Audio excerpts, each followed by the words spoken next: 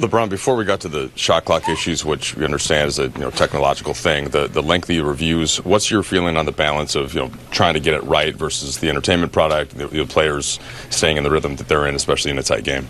Well, obviously it messes with the rhythm, but at the end of the day, you want to get it right.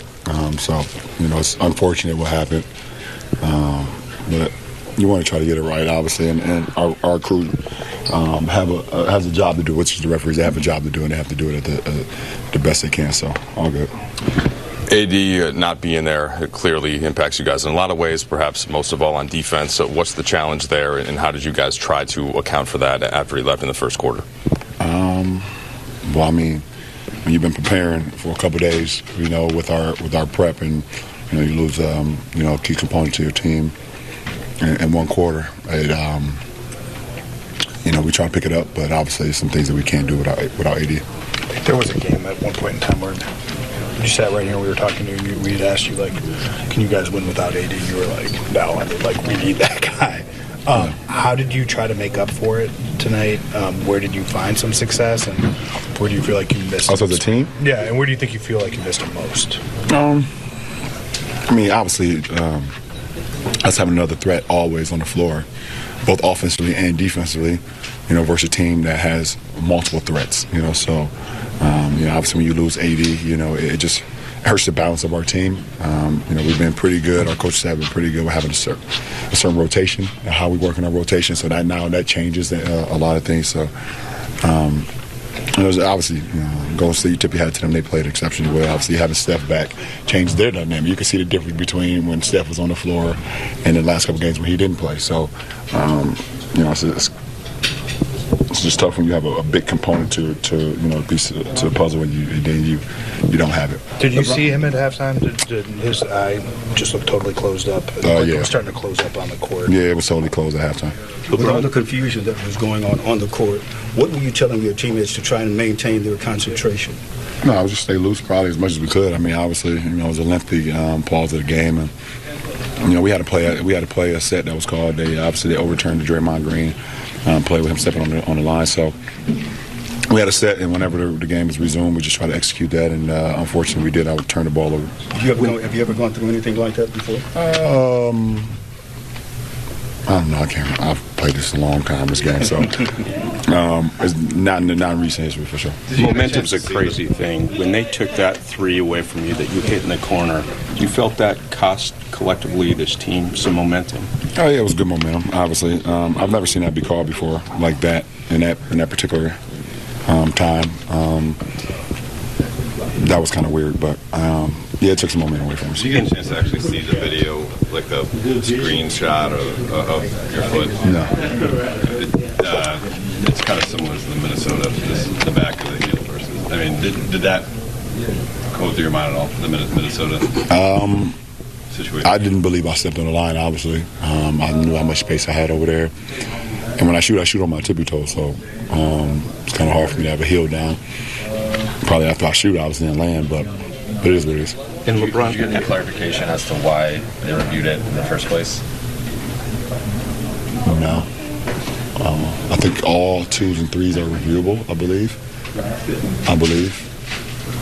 But at the same time, I'm not quite sure because in the third quarter, Golden State had a reset of the shot clock, and they scored on that possession, and that wasn't reviewed. So I'm just not. I don't know. LeBron, in the second quarter, as a team, you guys were shooting with just 2 minutes before half, over 60%. Yeah. When it changed drastically in the third, do you feel that was because AD was out and there wasn't the movement, or was it something else? No, I mean, the game's going to change. You can't dictate what the second quarter is going to be the third, and the third is going to be the fourth, and first, whatever. No, the game changes. It's a very good team over there, obviously. And they made some adjustments probably at halftime, and I think in the third quarter we came out and missed some really good shots and really good looks, and they played better than we did in the third. Thanks, LeBron. Thank you, sir.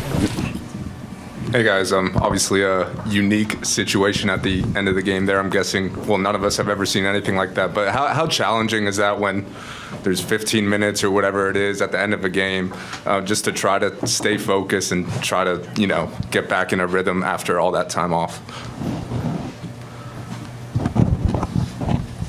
I mean, it's tough, but I mean, at the end of the day, the refs got to, get it right. I mean, I know it's not them, but they can't just let it go on with the shot clock being messed up or whatever. So I think they did a good job. It's just an unfortunate situation. Kind of just out there standing around.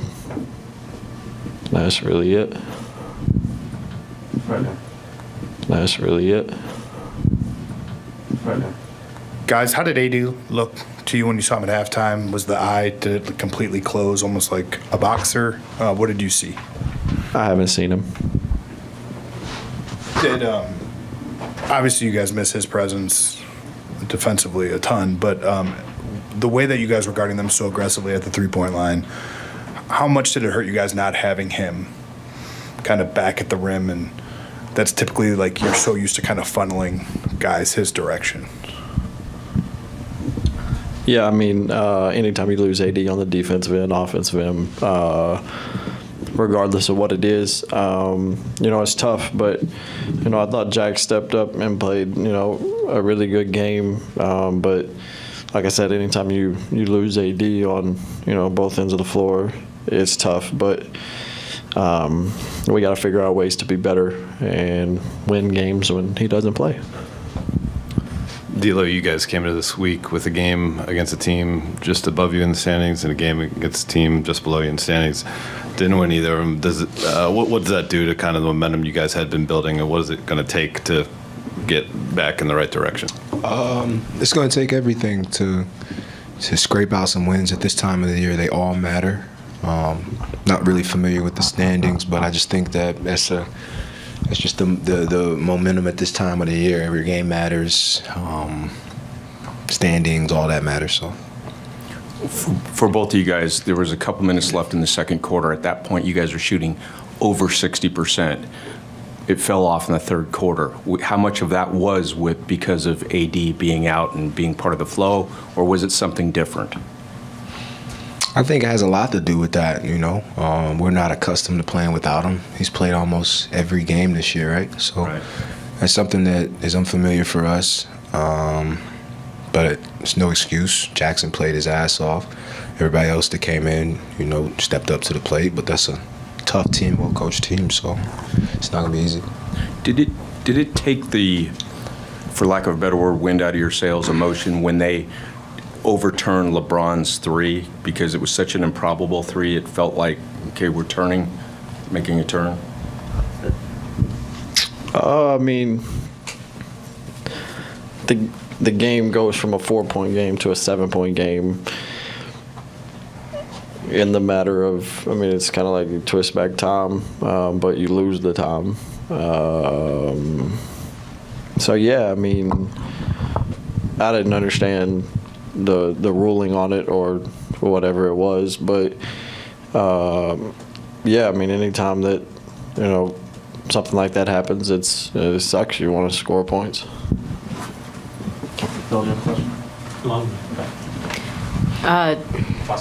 Austin just mentioned it, but it went from 7-point game to a 4-point game. D'Lo, with all those stoppages late in the game, the first question was kind of about this, but how much did it kind of kill the momentum? Because the crowd was really into it as well at that point, but after all the whistles, it kind of felt like the energy died down. Did you feel that? Yeah, it just seems a little unfair. So I'd rather not really go in on that. I don't want to get fined. Thanks, guys. Yep. Just to start with AD, Darvin, clearly he got hit in the eye and wasn't able to return. Can you just take us through what you know about that and how that clearly impacted the rest of the game? He got an elbow to the eye, his left eye. Wasn't able to see out of that left eye, vision blurred, but, he was looking at the doctors. They were working on him from the time he left the floor and went back to the training room up through halftime. So the biggest thing is, just making sure he's okay, and we'll get an update on him pretty soon. And what was your perspective on all of the delays, the reviews, and then the shot clock and just all that, and from just an entertainment standpoint, and then also as somebody trying to play the game? It's tough. The game, we try to get possessions, you try to get the game back going, and I think it may have been four times where we thought we were going to get it going, and it just still, the shot clock wasn't working. The regular game clock was working, but the shot clock was malfunctioning. So it's hard. You know, guys stiffen up real quick after playing with such high intensity. And it throws off the rhythm of the game, but, you know, it's out of anyone's control when the computer malfunctions. So it is what it is. Tip your cap to them. They came in and played a hell of a game. Had a couple of different guys step up at different segments of the game. And we had some guys that played well, competed throughout, but, you know, some looks we normally make, we missed. Coach, how confusing was it for your team to have to go through all of those inconsistencies and whistles at the end of the contest? It's tough. It's tough because you're figuring out ways, and you know, and one of the challenges I think they realized Brian Hill was, you know, on the sideline, so we get 3 points taken away. You know, clock malfunctions while we about to get a defensive stop. They end up getting 2 points when it should have been a shot clock violation.